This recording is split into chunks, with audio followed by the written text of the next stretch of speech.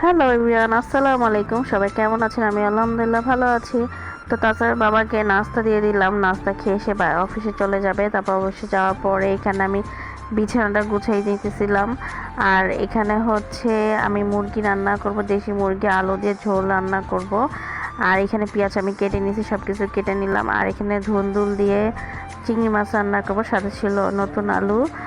আর এই তো এখানে হচ্ছে তেলাপিয়া মাছ, সেগুলো আমি মেখে রেখে দিছি, এগুলো শুধু ভাজি করব আর কি।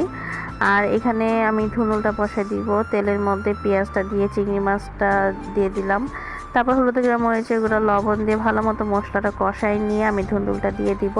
আর ধুন্দুলের মধ্যে অনেক পানি ওঠে, এর জন্য আমি অল্প পরিমাণে পানি দিয়েছি, বেশি পানি দিইনি।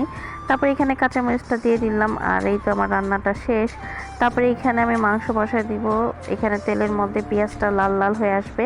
তারপর দারচিনি এলাচি দিয়ে দিলাম, তারপর একটু লবণ দিয়ে দিলাম যেন তেলটা তাড়াতাড়ি